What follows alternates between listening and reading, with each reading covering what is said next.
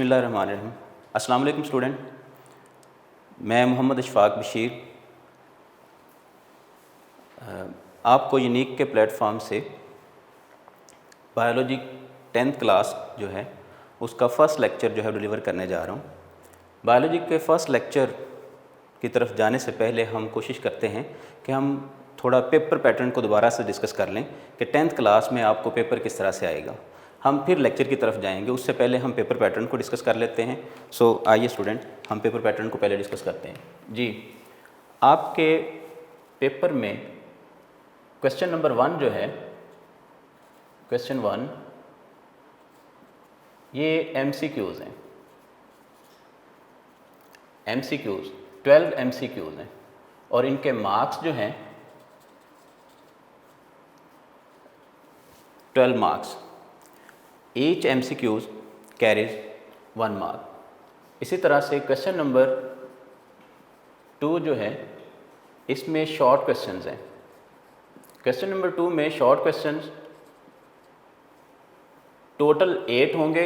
इसमें से आपने 5 जो हैं वो अटैम्प्ट करने हैं, यानी कि अगर 5 अटैम्प्ट करते हैं, हर एक क्वेश्चन के 2 मार्क्स हैं, तो क्वेश्चन नंबर 2 जो है उसमें आपने 8 शॉर्ट क्वेश्चन में से 5 जो है वो अटैम्प्ट करने हैं, तो आपको 10 मार्क्स मिलेंगे। इसी तरह से क्वेश्चन नंबर 3 शॉर्ट क्वेश्चन पर मुश्तमिल है। इसमें भी 8 शॉर्ट क्वेश्चन होंगे। आपने इन 8 में से 5 शॉर्ट क्वेश्चन करने हैं, हर एक शॉर्ट क्वेश्चन के 2 मार्क्स हैं, तो टोटल आपके अगेन 10 मार्क्स होंगे। इसी तरह से क्वेश्चन नंबर 4 जो है, क्वेश्चन नंबर 4 इसमें भी शॉर्ट क्वेश्चंस हैं। 8 शॉर्ट क्वेश्चंस होंगे, आपने 5 अटैम्प्ट करने हैं और ये भी उसी तरह से 10 मार्क्स जो हैं वो आपको अवेलेबल होंगे। ये एक पार्ट हो गया हमारा ऑब्जेक्टिव का। Question number 1 objective part MCQs, और ये 3 जो हैं क्वेश्चन नंबर 2, क्वेश्चन नंबर 3 और क्वेश्चन नंबर 4 जो हैं, ये सेकंड पार्ट है, सेक्शन नंबर 2 है। इसी तरह से सेक्शन 3 की तरफ अगर आएँ तो उसमें क्वेश्चन नंबर 5, क्वेश्चन नंबर 6 और क्वेश्चन नंबर 7, ये एक सेक्शन नंबर 3 में ये 3 क्वेश्चन जो हैं वो ऐड हैं। इनमें से आपने 2 सेलेक्ट करने हैं। हर एक क्वेश्चन जो है इसमें A और B पार्ट होंगे, A एंड B, और A पार्ट जो है 5 मार्क्स का और B पार्ट जो है वो 4 मार्क्स का। तो टोटल जो है वो एक क्वेश्चन के मार्क्स जो हैं वो 9 हो गए। इसी तरह से 5 + 4 9। तो आपने 2 सेलेक्ट करने हैं, क्वेश्चन नंबर 5, 6 और 7 में से कोई से 2 जो हैं वो अटैम्प्ट करने हैं, और हर एक क्वेश्चन जो है उसके मार्क्स इक्वल हैं, यानी कि 9 मार्क्स हैं। बाज़ दफ़ा ऐसा भी हो सकता है, इट डिपेंड्स अपॉन टॉपिक, कि वो कितना बड़ा टॉपिक या कितना बड़ा क्वेश्चन आपसे पूछ रहा है। ये भी हो सकता है कि क्वेश्चन नंबर 5 जो है 6, 7, इसका जो A पार्ट है वो 4 मार्क्स का दे दे और B पार्ट 5 मार्क्स का दे दे। It depends. ये है आपका पेपर पैटर्न। अब एक और बहुत अहम जो बात है पेपर पैटर्न के हवाले से और आपके पेपर अटैम्प्ट करने के हवाले से, वो ये है कि बाज़ स्टूडेंट्स जो हैं ख़ास तौर पर शॉर्ट क्वेश्चंस में क्वेश्चन नंबर जो है वो गलत मेंशन कर देते हैं, जिसकी वजह से उनको मार्क्स अवेलेबल नहीं होते। फॉर एग्ज़ाम्पल मैं आपको एक एग्ज़ाम्पल देता हूँ, जैसे कि क्वेश्चन नंबर 2, क्वेश्चन नंबर 2 में पार्ट 1 जो है, क्वेश्चन नंबर 2 का पार्ट 1 ये लिखा हुआ है, let's say what is cell. अब इसी तरह से क्वेश्चन नंबर 2 का सेकंड पार्ट जो है ये लिखा हुआ है जी, what is tissue, and similarly what are mitochondria.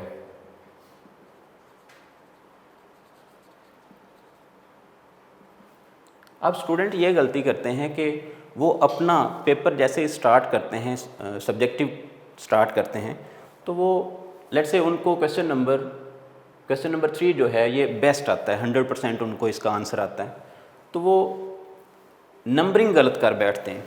Let's say उन्होंने पेपर स्टार्ट किया तो इसको क्वेश्चन नंबर 1 मेंशन कर देते हैं। अब फॉर एग्जांपल इस तरह से करते हैं कि वो कहते हैं जी क्वेश्चन नंबर 1 और आगे वो आंसर दे रहे हैं माइटोकॉन्ड्रिया का, माइटोकॉन्ड्रिया का आंसर दे रहे हैं।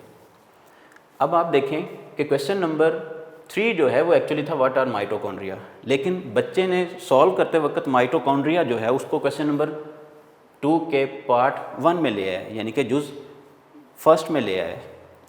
अब एग्जामिनर जो है उसको तो फर्स्ट पार्ट का आंसर ये चाहिए सेल, ना कि माइटोकॉन्ड्रिया चाहिए। इस वजह से मार्क्स जो हैं वो बहुत ज़्यादा कट जाते हैं अक्सर स्टूडेंट्स के। वो ये बहुत बड़ी गलती करते हैं कि नंबरिंग जो है वो अपनी मर्ज़ी से दे देते हैं। सो नंबरिंग जो है वो अकॉर्डिंग टू पेपर होना चाहिए, जो पेपर सेटर ने जो नंबरिंग की हुई है हमें भी उसी को फॉलो करना है। तो माइटोकॉन्ड्रिया अगर आपको अच्छी तरह से आता है तो माइटोकॉन्ड्रिया जो है क्वेश्चन नंबर 2 का थर्ड पार्ट है, थर्ड जुज़ है, तो इसको आप इसकी नंबरिंग भी फिर उसी तरह से आप जो है वो करेंगे कि आप जो हैं वो क्वेश्चन नंबर 2 के थर्ड पार्ट का आंसर दे रहे हैं जी। उसके बाद पेपर जो है उसको सॉल्व करते वक्त कुछ बच्चे जो हैं वो मिसमैनेज कर बैठते हैं टाइमिंग के हवाले से। वो टाइम जो है उनके लिए शॉर्ट हो जाता है बाज़ दफ़ा। वो अगर MCQs कर रहे हैं तो MCQs पे ज़्यादा टाइम दे दिया या शॉर्ट क्वेश्चन पे ज़्यादा टाइम दे दिया, लॉन्ग क्वेश्चन के लिए टाइम नहीं बचता। तो इसको किस तरह से मैनेज किया जाए इसको भी हम इधर ही सीखते हैं। MCQs जो हैं ये तो इनके लिए फ़िक्स टाइम है 15 मिनट्स। बायोलॉजी के पेपर के हवाले से अगर हम बात करें तो 15 मिनट्स फ़िक्स हैं। आपका पेपर जो है उसके लिए आपके पास 2 आवर्स अवेलेबल हैं, 2 आवर्स यानी कि 120 मिनट्स। अब इन 120 मिनट्स में अगर 15 मिनट्स जो हैं वो MCQs के लिए चले गए तो बाकी आपके पास बचे हैं 105 मिनट्स। इसमें से हमने 15 माइनस कर दिए हैं MCQs के लिए, यानी कि MCQs के लिए आप यूज़ करेंगे 15 मिनट्स। अब बाकी हमारे पास 105 यानी कि 1 घंटा और 45 मिनट बाकी हैं। तो शॉर्ट क्वेश्चन की तरफ आएँ तो शॉर्ट क्वेश्चन वाला जो सेक्शन 2 है, question number 2, question number 3, question number 4 पर मुश्तमिल, इनमें से हर एक क्वेश्चन जो है क्वेश्चन नंबर 2, क्वेश्चन नंबर 3 और क्वेश्चन नंबर 4 जो है इनको आपने एवरेज 15 मिनट्स देने हैं। 15 मिनट और 15 मिनट्स इसको। इस तरह से 45 मिनट्स में ये आपका जो है सेक्शन 2 जो है वो सॉल्व हो जाएगा। ये हो सकता है कि किसी शॉर्ट क्वेश्चन में भी हमें कुछ ज़्यादा लिखना पड़े, तो ये भी तो पॉसिबल है किसी शॉर्ट क्वेश्चन की जो आंसर है वो जस्ट 1 और 2 लाइंस हों, तो उसमें फिर जो है वो टाइम कम कंज्यूम होगा। इस तरह से आप एवरेज जो है वो 15 मिनट्स जो है वो ईच क्वेश्चन के लिए यूज़ करेंगे। एक और बहुत इंपॉर्टेंट बात याद आ गई, वो ये कि क्वेश्चन नंबर 2, क्वेश्चन नंबर 3 और क्वेश्चन नंबर 4 जो है इनको जब आप सॉल्व कर रहे होंगे तो क्वेश्चन नंबर 2 जो है इसको आप कंप्लीट सॉल्व करेंगे। इनकी मिक्सिंग नहीं करनी, मर्जिंग नहीं करनी कि क्वेश्चन नंबर 2 जो है वो आप सॉल्व कर रहे हैं तो साथ ही क्वेश्चन नंबर 3 जो है उसके कुछ पार्ट्स आप ले आएँ, इसी तरह से क्वेश्चन नंबर 4 के कुछ पार्ट्स ले आएँ। तो आपने कोशिश करनी है क्वेश्चन नंबर 2 जो है इसको कम्प्लीटली सॉल्व किया जाए। आप ऐसा कर सकते हैं कि क्वेश्चन नंबर 3 को आप पहले पिक कर लें, क्वेश्चन नंबर 4 अगर आपको अच्छी तरह आता है तो आप उसको पहले पिक कर लें, लेकिन आपने जो भी शॉर्ट क्वेश्चन का जो पोर्शन है, क्वेश्चन है 2, 3 और 4, उसको आप सेलेक्ट करेंगे तो उसको आपने कम्प्लीटली सॉल्व करना है और इसकी मर्जिंग नहीं करनी। इस वजह से भी मार्क्स जो हैं वो काफ़ी ज़्यादा कंज्यूम हो जाते हैं। अब ये 15 मिनट्स और 15 मिनट्स आपके जो है 45 मिनट्स जो हैं वो कंज्यूम हो गए हैं शॉर्ट क्वेश्चन के लिए। ये 15 मिनट्स जो हैं वो यूज़ हुए हैं MCQs के लिए।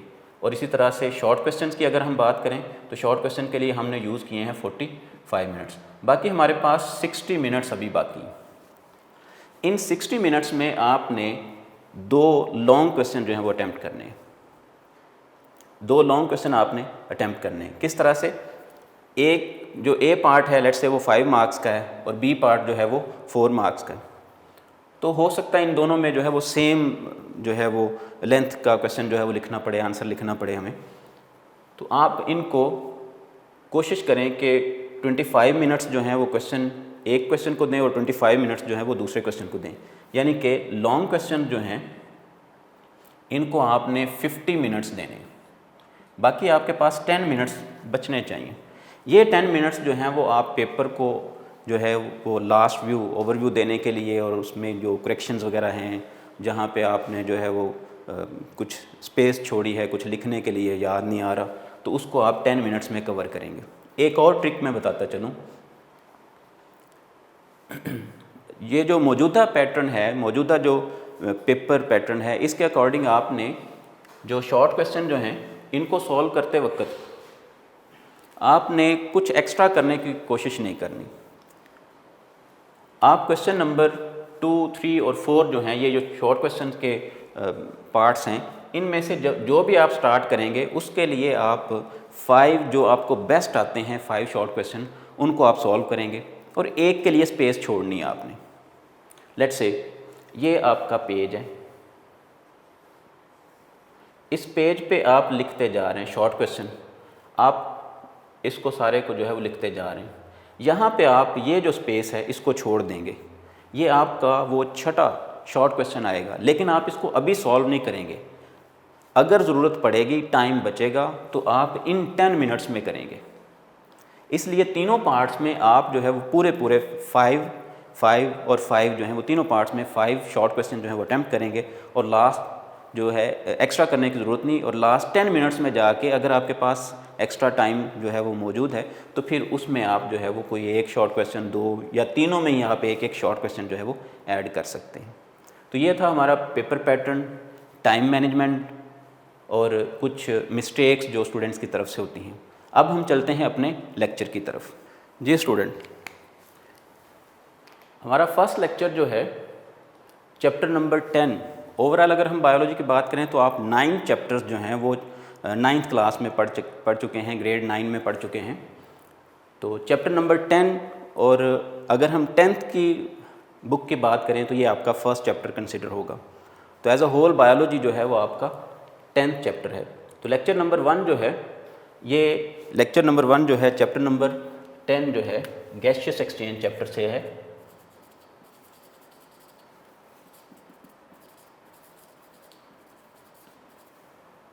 Gaseous exchange.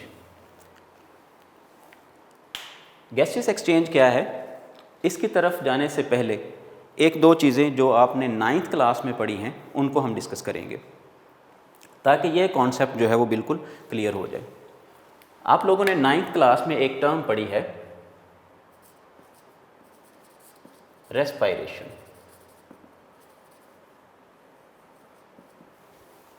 Respiration chapter number 7 में आपने पढ़ा है रेस्पायरेशन। What is respiration? तो वहाँ पे आपने इसको डिफ़ाइन किया। रेस्पायरेशन जो है, it is the process in which carbon hydrogen bonds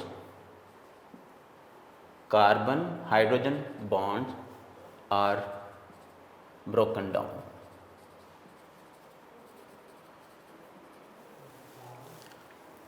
Respiration is the process in which carbon hydrogen bonds are broken down, present in foodstuff.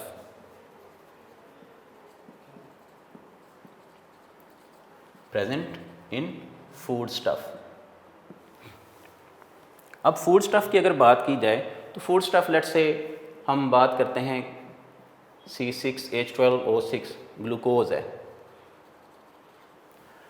तो कार्बन हाइड्रोजन बॉन्ड्स जो हैं प्रेजेंट इन ग्लूकोज और other type of food stuff जो है, अगर हम उसमें देखते हैं कि कार्बन हाइड्रोजन बॉन्ड्स जो हैं वो ब्रेक डाउन हो रहे हैं किसी प्रोसेस के तहत, तो वो प्रोसेस हमारे पास रेस्पिरेशन है। सो रेस्पिरेशन जो है ऐसा प्रोसेस है जिसमें carbon hydrogen bonds present in food stuff जो हैं वो ब्रेक डाउन होते हैं। अब कार्बन हाइड्रोजन बॉन्ड्स जो हैं, कार्बन हाइड्रोजन बॉन्ड्स, इनको क्यों ब्रेक डाउन किया जाता है? एक्चुअली इन बॉन्ड्स को ब्रेक डाउन करने से एनर्जी अवेलेबल होती है। और चैप्टर नंबर 7 में आप पढ़ के आए हैं कि रेस्पिरेशन जो है ये प्लांट्स और एनिमल्स जो हैं, लिविंग ऑर्गेनिजम्स को जो है वो एनर्जी मुहैया करते हैं, जिससे वो अपनी बॉडी एक्टिविटीज़ जो हैं, लाइफ एक्टिविटीज़ जो हैं, उनको परफॉर्म करते हैं। तो कार्बन हाइड्रोजन बॉन्ड्स को एनर्जी गेन करने के लिए यूज़ किया जाता है। अब रेस्पिरेशन के लिए आपने एक बहुत बहुत ही कह लें कि इम्पोर्टेंट एक जुज़ पढ़ा था, एक बहुत ही इम्पोर्टेंट फैक्टर जो है वो डिस्कस किया था। रेस्पिरेशन जो है ये विदाउट ऑक्सीजन नहीं हो सकती। लेट्स से आपने एक इक्वेशन पढ़ी चैप्टर नंबर 7 9th क्लास में, C6H12O6 प्लस ऑक्सीजन। आपने ये पढ़ा कि जब ग्लूकोज जो है ये इन the presence of oxygen breakdown होता है तो ये प्रोवाइड करता है carbon dioxide plus water and ATPs यानी कि एनर्जी। अब आप यहाँ पे अगर देखें तो ऑक्सीजन जो है ये नेसेसरी है। ऑक्सीजन के बगैर जो है वो ये प्रोसेस कंप्लीट नहीं हो सकता। वैसे आपने रेस्पिरेशन की दो टाइप पढ़ी हैं, एक एरोबिक रेस्पिरेशन है और दूसरी एनारोबिक रेस्पिरेशन है। जब हम कंप्लीट रेस्पिरेशन की बात करते हैं, complete breakdown of carbon hydrogen bond present in food stuff की बात करते हैं, तो फिर ऑक्सीजन जो है वो ज़रूरी होगी।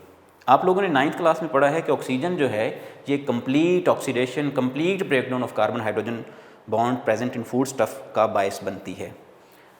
इसका मतलब ये है कि ऑक्सीजन के बगैर जो है वो रेस्पिरेशन जो है वो इनकम्प्लीट होगी। और इनकम्प्लीट रेस्पिरेशन, या जिसको हम दूसरे अल्फाज में एनारोबिक रेस्पिरेशन बोलते हैं, एनारोबिक रेस्पिरेशन, इसका मतलब ये है कि एरोबिक रेस्पिरेशन के लिए ऑक्सीजन ज़रूरी है। अब ऑक्सीजन आएगी कहाँ से?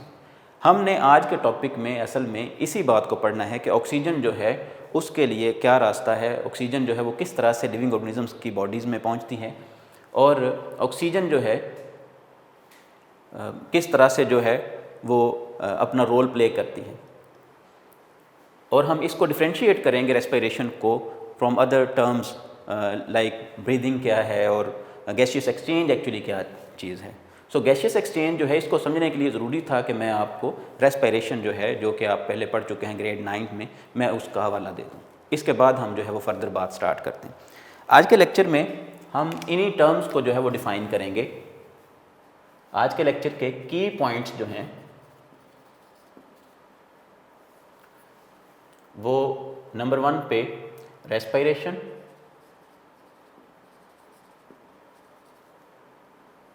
नंबर 2 पे गैस एक्सचेंज है या गैसियस एक्सचेंज है, नंबर 3 पे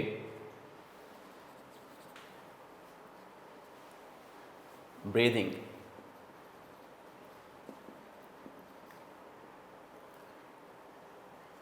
इन 3 टर्म्स को देखेंगे और उसके बाद हम अपने मेन टॉपिक की तरफ चलेंगे, गैस एक्सचेंज या gaseous exchange in plants.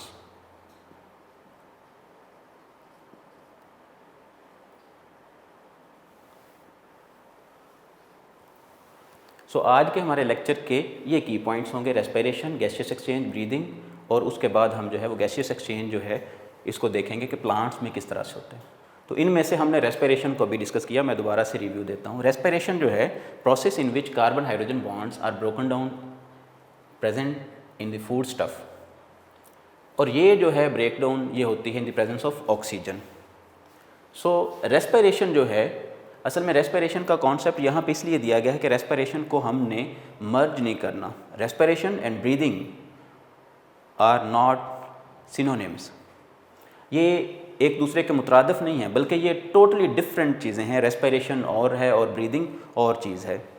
So respiration जो है ये, यहाँ पे हम 1-2 चीज़ें नोट करते हैं कि रेस्पिरेशन में क्या चीज़ ज़रूरी है, ऑक्सीजन। और आप देख रहे हैं कि रेस्पिरेशन में जो है वो एक केमिकल रिएक्शन भी हो रहा है विद इन लिविंग बॉडी। सो हम ये कह सकते हैं कि रेस्पिरेशन जो है ये एक बायोकेमिकल रिएक्शन है।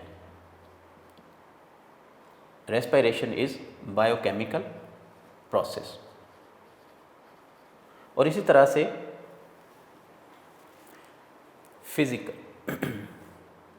Mechanical, biochemical and mechanical process है। उसके बाद अगर हम ब्रीदिंग को इसके साथ कंपेयर करते हैं तो ब्रीदिंग क्या चीज़ है?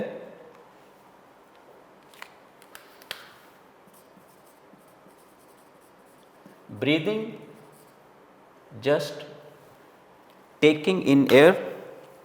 Breathing is the process in which animals take in air to get oxygen. So we can say taking in air to get oxygen and giving out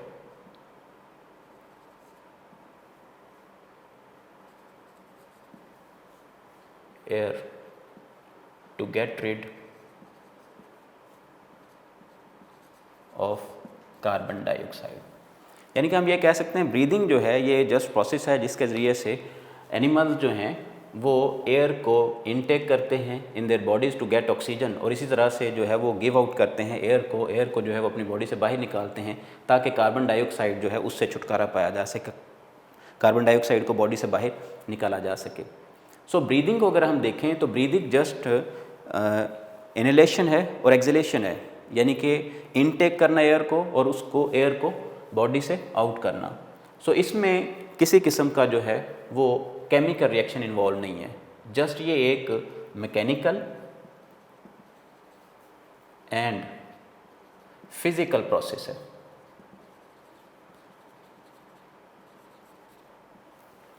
breathing जो है ये एक मैकेनिकल और फिजिकल प्रोसेस है, जबकि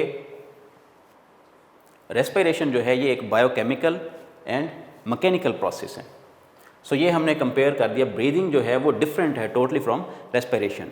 असल में ब्रीदिंग जो है, विदाउट ब्रीदिंग जो है वो ऑक्सीजन जो है वो उसको इनटेक नहीं किया जा सकता इनटू बॉडी, और जब ऑक्सीजन इन होगी इस तरह से फिर हर एक सेल तक ऑक्सीजन पहुंचेगी, वहाँ पे जाके जो है वो ऑक्सीजन जो है वो फूड स्टफ को जो है ब्रेक डाउन करेगी, उसमें मौजूद कार्बन हाइड्रोजन बॉन्ड्स को ब्रेक डाउन करेगी ताकि एनर्जी मिले।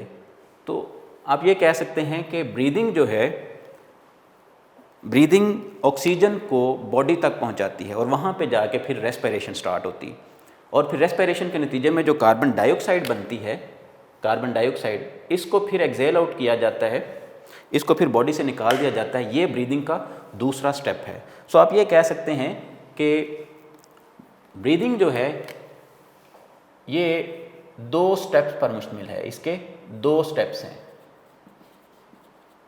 एक है इनहेलेशन,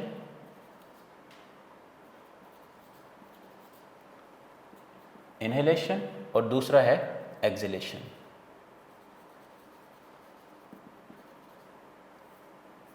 जबकि रेस्पिरेशन जो है इसके कोई 2 स्टेप्स नहीं, बल्कि हम इसको कह सकते हैं इसकी 2 टाइप्स हैं, एरोबिक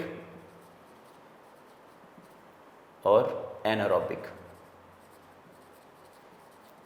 ये एक बहुत इंपॉर्टेंट शॉर्ट क्वेश्चन है जो कि अक्सर पूछ लिया जाता है कि what is the difference between respiration and breathing.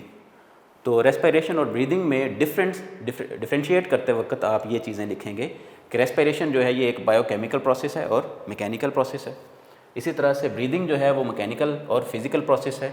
फिर रेस्पिरेशन जो है ये असल में क्या है, carbon hydrogen bonds CH bond जो हैं इनका टूटना, फूड स्टफ में मौजूद कार्बन हाइड्रोजन बॉन्ड्स का टूटना असल में रेस्पिरेशन है in the presence of oxygen.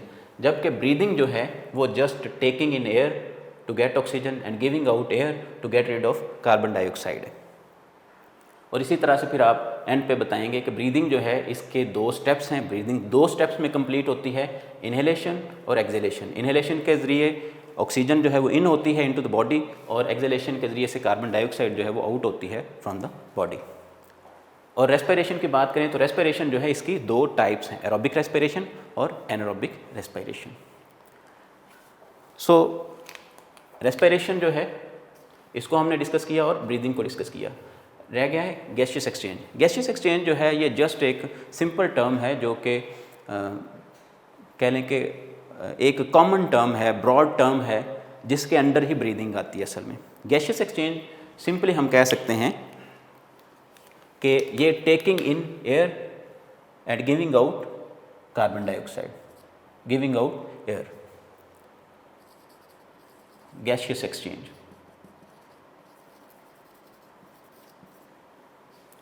Gaseous exchange को अगर हम डिफाइन करें तो हम ये कह सकते हैं it is taking in air,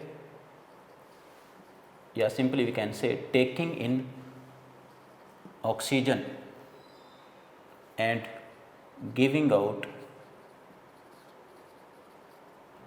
carbon dioxide. Taking in oxygen and giving out carbon dioxide, ये सिंपल और ब्रॉडर टर्म है जिसके अंडर ब्रीदिंग आती है। ब्रीदिंग प्रोसेस जो है ये ख़ास तौर पे हम यूज़ करते हैं एनिमल्स के लिए। सो ब्रीदिंग जो है ये एनिमल से रिलेटेड टर्म है, जबकि गैसियस एक्सचेंज जो है ये हम तमाम ऑर्गेनिजम्स के लिए यूज़ कर सकते हैं। अब हम अपने मेन टॉपिक की तरफ आते हैं, गैसियस एक्सचेंज इन प्लांट्स।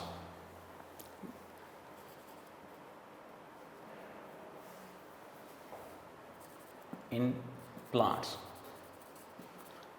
में गैसियस एक्सचेंज कैसे होता है? आप छोटी क्लासेस में पढ़ते आ रहे हैं, 4th 5th में ही आजकल जो है वो स्टार्ट कर देते हैं कि किस तरह से प्लांट्स जो हैं उनमें गैसियस एक्सचेंज होता है, एनिमल्स में किस तरह से होता है। बहरहाल अब तक आपको अंदाज़ा है कि गैसियस एक्सचेंज जो है उसके लिए ह्यूमन बीइंग की बात करें या दूसरे हायर एनिमल्स की बात करें, उनमें तो लंग्स जैसे ऑर्गन्स और प्रॉपर रेस्पिरेटरी सिस्टम मौजूद हैं। जब हम प्लांट्स की बात करते हैं तो इनमें प्लांट्स में जो है वो कोई कॉम्प्लिकेटेड या सिंपल भी आप कहें तो कोई सिस्टम मौजूद नहीं है, respiratory system. So we can say no organ and system for respiration. So respiration के लिए प्लांट्स में कोई ऑर्गन या कोई सिस्टम मौजूद नहीं है जिसके ज़रिए से प्लांट्स जो हैं वो ऑक्सीजन को जो है वो इन देयर बॉडीज़ वो इनटेक कर सकें या कार्बन डाइऑक्साइड को जो है वो इवॉल्व कर सकें। So there is no organ, no system for respiration in plants. तो फिर प्लांट्स में गैसियस एक्सचेंज कैसे पॉसिबल है? इसको समझने के लिए हम ऐसा करते हैं कि प्लांट बॉडी जो है उसको हम डिवाइड करते हैं कि प्लांट में कौन कौन से स्ट्रक्चर्स मौजूद हैं जिनके ज़रिए से प्लांट्स जो हैं वो गैसियस एक्सचेंज को परफॉर्म करते हैं। सो स्ट्रक्चर्स जो हैं प्लांट्स के अंदर फॉर गैसियस एक्सचेंज, उनकी हम बात करते हैं। स्ट्रक्चर्स फॉर गैस एक्सचेंज, तो कौन कौन से स्ट्रक्चर जो हैं वो मौजूद हैं जी। प्लांट में गैस एक्सचेंज के लिए मौजूद हैं, सबसे इम्पॉर्टेंट स्ट्रक्चर है स्टोमेटा।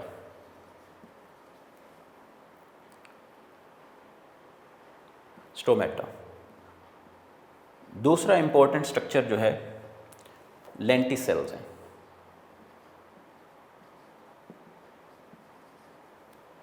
और तीसरा इम्पॉर्टेंट स्ट्रक्चर जो है क्यूटिकल।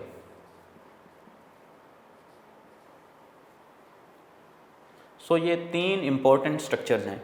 और चौथा हम ऐड कर लेते हैं जनरल सरफेस।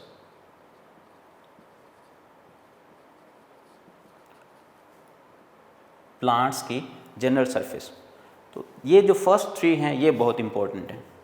स्टोमेटा के ज़रिए से प्लांट्स जो हैं वो गैसियस एक्सचेंज परफॉर्म करते हैं, लेंटिसेल्स के ज़रिए से, और किसी हद तक जो है वो क्यूटिकल के ज़रिए से, और फिर जनरल सरफेस से। स्टोमेटा जो हैं ये प्लांट की बॉडी में कहाँ कहाँ पे प्रेजेंट होते हैं, पहले हम इसको देखते हैं। स्टोमेटा जो हैं प्लांट बॉडी में मौजूद होते हैं यंग स्टेम्स में, यानी कि ग्रीन स्टेम्स जो होते हैं हर्बेशियस उनमें मौजूद होते हैं, यानी कि अर्ली एज में स्टेम जो हैं उनमें भी स्टोमेटा मौजूद होते हैं। और इसी तरह से लीव्स में, young stems and leaves contain stomata which perform gaseous exchange. So young stems और leaves में stomata मौजूद होते हैं जिसकी वजह से gaseous exchange जो है वो possible होता है in plants. lenticels कहाँ पे present होते हैं? lenticels जो हैं ये present होते हैं woody stems में, woody stems and mature roots. और क्यूटिकल जो है ये भी इसी तरह से प्रेजेंट होती है क्यूटिकल एक वैक्स लेयर है, वैक्सी लेयर है जो कि प्रेजेंट होती है स्टेम्स पर भी, ख़ास तौर पर यंग स्टेम्स और लीव्स पर।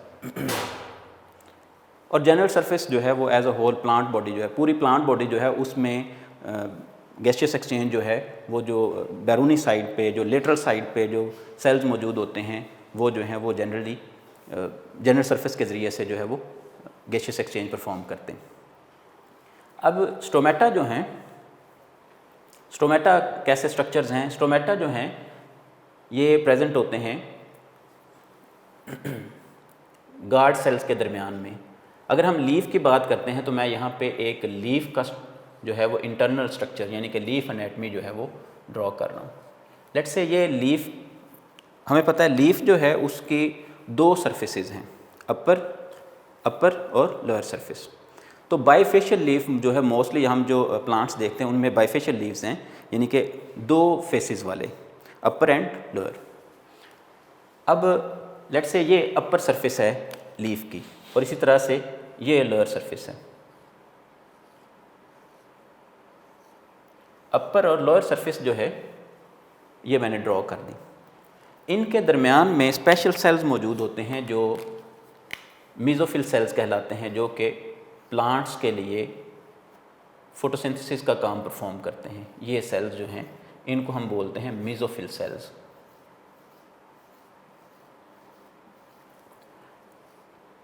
मीज़ोफिल सेल्स जो हैं ये अपर सरफेस पे जो हैं वो बहुत अरेंज्ड होते हैं, जबकि ये इर्रेगुलर हो जाते हैं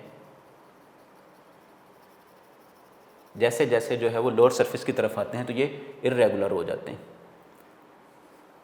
इनमें एयर स्पेसिस आ जाती हैं। तो ये मीज़ोफिल सेल्स हैं जो कि फोटोसिंथेसिस परफॉर्म करते हैं। ये जो मैंने दरमियान में एक सर्कल सा ड्रॉ किया है ये असल में आप इसको कह दें कि वेस्कुलर बंडल्स हैं। फ़िलहाल हमारा कंसर्न वेस्कुलर बंडल्स के साथ नहीं है, इसलिए मैंने जस्ट इसको ड्रॉ कर दिया। तो वेस्कुलर बंडल्स जो हैं इसको हम जो है वो पहले डिस्कस कर चुके हैं ग्रेड 9 में। तो ये हमारे पास मीज़ोफिल सेल्स हैं। मीज़ोफिल सेल्स जो हैं ये परफॉर्म करते हैं फोटोसिंथेसिस, इनका काम होता है फोटोसिंथेसिस परफॉर्म करना। अब एज अ होल स्ट्रक्चर को ज़रा देखें, स्टोमेटा कहाँ पे प्रेजेंट हैं? स्टोमेटा जो हैं ये गार्ड सेल्स के दरमियान में प्रेजेंट होते हैं। लेट्स से ये दो गार्ड सेल्स हैं, ये इनके दरमियान में ये जो ओपनिंग है इसको स्टोमेटा बोला जाता है। सिंगल स्टोमा और प्लूरल फॉर्म जो है इसकी स्टोमेटा है। अब एक लीफ जो है हमने उसका इस तरह से क्रॉस सेक्शन काटा है। तो लीफ का सेक्शन जब हमने काटा है तो उसमें दो जो है वो लेयर्स हमें दिखाई दे रही हैं। जो अपर लेयर है इसको हम बोलते हैं अपर एपिडर्मिस, ये है हमारे पास अपर एपिडर्मिस, और ये है हमारे पास लोअर एपिडर्मिस। अपर एपिडर्मिस और लोअर एपिडर्मिस के दरमियान में मोस्ट ऑफ द मैस जो है वो मीज़ोफिल सेल्स पर मुश्तमिल है विच परफॉर्म फोटोसिंथेसिस। अब upper epidermis, lower epidermis, mostly ये जो मीज़ोफिटिक प्लांट्स हैं यानी कि हमारे एनवायरनमेंट के इस पंजाब के जो प्लांट्स हैं मोस्टली जो हैं वो बाइफेशियल लीव्स रखते हैं और उनमें लोअर साइड पे जो है वो छोटे छोटे से पोर्स मौजूद होते हैं जिनको हम स्टोमेटा बोलते हैं, which are present between two guard cells. अब ये गार्ड सेल्स के दरमियान में ये जो स्टोमा प्रेजेंट है, ये जो पोर एक प्रेजेंट है, हम इसको स्टोमा बोल रहे हैं, ये गैसियस एक्सचेंज जो है परफॉर्म करेगा। अब गैसियस एक्सचेंज किस तरह से परफॉर्म होगा? फॉर एग्जांपल ये सेल जो है, ये मीज़ोफिल सेल, ये फोटोसिंथेसिस परफॉर्म करता है। तो फोटोसिंथेसिस परफॉर्म करेगा, तो फोटोसिंथेसिस जब परफॉर्म करेगा तो इस दौरान बनेगी ऑक्सीजन। मैं एक इक्वेशन लिख रहा हूँ फोटोसिंथेसिस की, आपने पढ़ा है 9th में भी कि carbon dioxide plus water in the presence of light and chlorophyll, carbon dioxide plus water in the presence of light and chlorophyll, ये कन्वर्ट हो जाते हैं इनटू C6H12O6 प्लस ऑक्सीजन। अब लेट्स से मैं ऑक्सीजन को रिप्रेजेंट कर देता हूँ ये ब्लैक कलर से कि ऑक्सीजन जो है इसमें फोटोसिंथेसिस हुई है और इसने ऑक्सीजन को प्रिपेयर कर दिया है, इस सेल में ऑक्सीजन जो है वो फिलअप होती जा रही। अब ये सेल जो है ये ऑक्सीजन को इन स्पेसिस में भेज देगा, हम इन स्पेसिस को नाम देते हैं एयर स्पेसिस। सो मेसोफिल सेल्स जो हैं ये ऑक्सीजन को प्रिपेयर करके ये भेजेंगे एयर स्पेसिस में, और फिर ये इन एयर स्पेसिस से ऑक्सीजन जो है वो डिफ्यूज़ होती हुई जो है वो इस तरह से इन गार्ड सेल्स तक, और गार्ड सेल से डिफ्यूज़ होती हुई जो है वो स्टोमेटा के ज़रिए से out of the plant body जो है वो एक्सक्रीट कर दी जाती। तो इस तरह से जो है वो गैसियस एक्सचेंज पॉसिबल होता है थ्रू स्टोमेटा। सो स्टोमेटा जो है इसी तरह से यंग स्टेम्स में भी जो है वो स्टोमेटा प्रेजेंट होते हैं, लीव्स में हमने अभी डिस्कस कर लिया। उसके बाद है हमारे पास लेंटिसेल्स। लेंटिसेल जो हैं ये वुडी स्टेम्स और मैच्योर रूट्स में जो है वो प्रेजेंट होते हैं लेंटिसेल्स। लेंटिसेल जो हैं लेट्स से ये स्टेम है, तो स्टेम्स जो हैं उनमें जहाँ पे लेंटिसेल मौजूद होते हैं वहाँ पे इनकी बार्क जो है वो थोड़ी सी उभरी हुई होती है।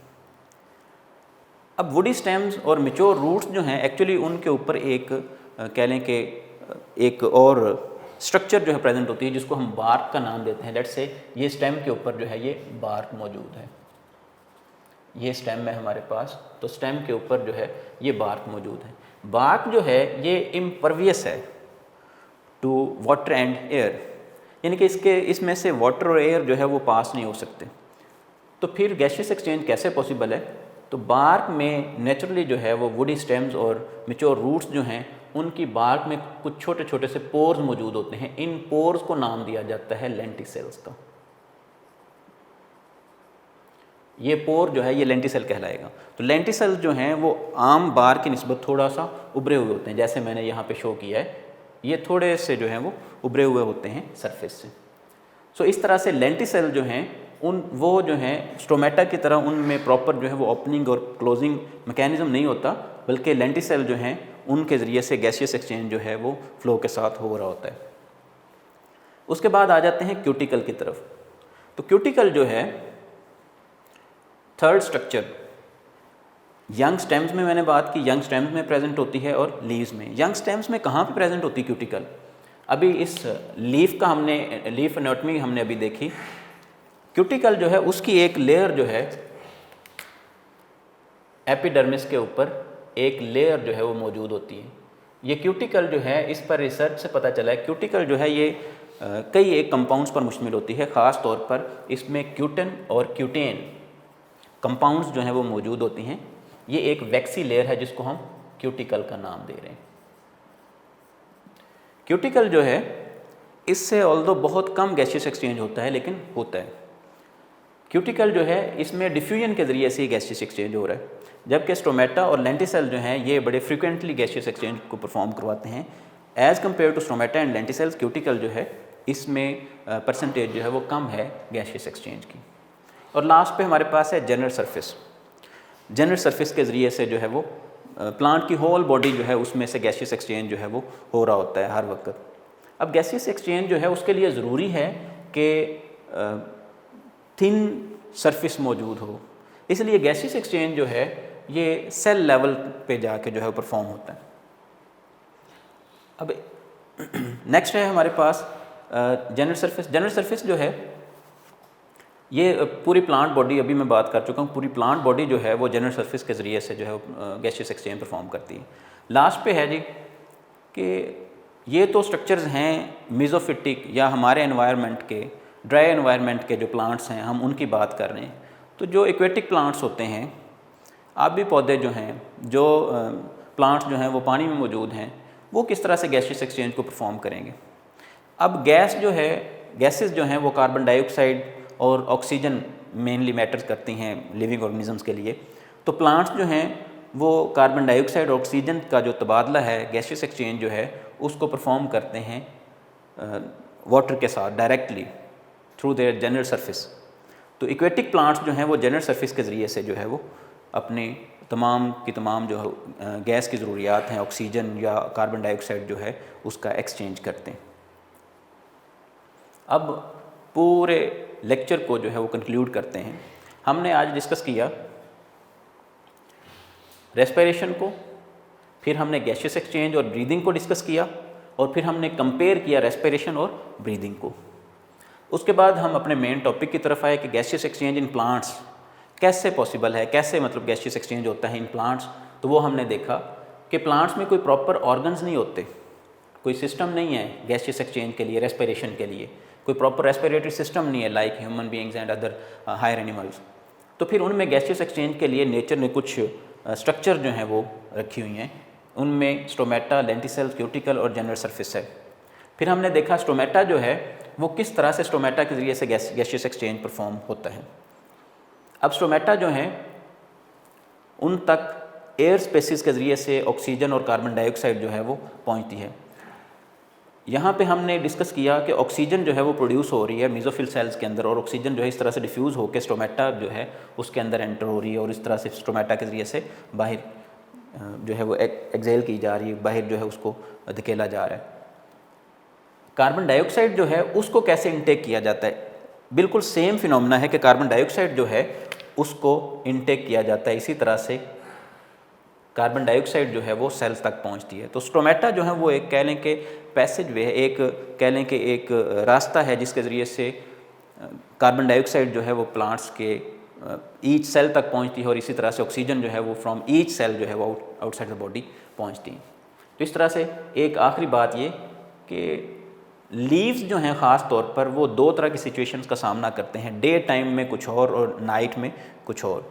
डे टाइम में लीव्स जो हैं उनके मेसोफिल सेल्स जो हैं इनको ऑक्सीजन की कार्बन डाइऑक्साइड की ज़रूरत होती है।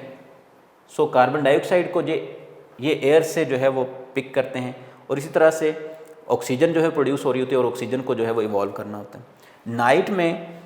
नाइट में इनको ऑक्सीजन चाहिए होती है और जो कार्बन डाइऑक्साइड की एक्स्ट्रा अमाउंट है उसको ये इसी तरह से डिफ्यूज़ करते हैं। अब ये किस तरह से पॉसिबल होता है, लास्ट थिंग, जब फ्रैक्शनल परसेंटेज जो है, ये आप कह सकते हैं कि जब इनर साइड पे इनसाइड द लीव अगर ऑक्सीजन की परसेंटेज जो है वो ज़्यादा हो जाती है, लेट्स से इनसाइड लीव जो है वो ऑक्सीजन की परसेंटेज होगी है 16% लेट्स से, और आउटसाइड जो है वो ऑक्सीजन की परसेंटेज है जी 21%। तो ऑक्सीजन जो है वो from outside to inside move करेगी, लेकिन अगर ऑक्सीजन की परसेंटेज जो है वो बढ़ जाती है, लेट्स से ये इंक्रीज़ होके ये हो गई है 30%, लीव के लिहाज से ऑक्सीजन की परसेंटेज जो है वो 30% है, तो इस 30% ऑक्सीजन को जो है वो आउटसाइड द बॉडी जो है वो भेज दिया जाएगा, क्योंकि बाहर जो है वो 21% है।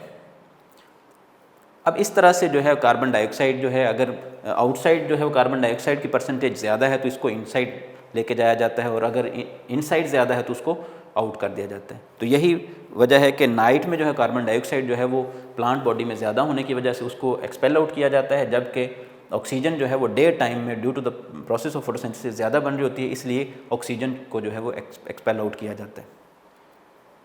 सो बेटा ये आज हमारा टॉपिक जो है कंप्लीट हुआ है, gaseous exchange in plants. Next हमारा जो टॉपिक है वो गैसियस एक्सचेंज इन ह्यूमन, यानी कि ह्यूमन को एज एनिमल जो है वो कंसिडर किया गया है, तो हम एनिमल्स में जो है गैसियस एक्सचेंज को डिस्कस करेंगे। सो बेटा ये आई होप सो कि आपको समझ आ गई होगी, और अगर कोई पॉइंट रह गया है तो आप ज़रूर मेंशन करें, आप कांटेक्ट करें अपने अदारे से, और आपने इसको प्रिपेयर करना है। आप स्ट्रक्चर ड्रॉ करें। मैंने 2 डायमेंशनल 2D स्ट्रक्चर जो है वो ड्रॉ किया है, ये लीफ एनाटमी का, आप अपनी बुक से ड्रॉ कर सकते हैं, ये स्ट्रक्चर भी बेहतरीन है। तो आप इसकी ज़रूर प्रैक्टिस कीजिएगा, ये इसी तरह से जो है वो आप इसको नोट फरमा लें, इसको याद करना आसान है। ये बहुत इंपॉर्टेंट टॉपिक है गैसियस एक्सचेंज इन प्लांट्स, और उससे भी ज़्यादा इंपॉर्टेंट हमने जो पहले डिस्कस किया रेस्पिरेशन और ब्रीदिंग का डिफरेंस जो है ये कई बार एग्ज़ाम में आ चुका है।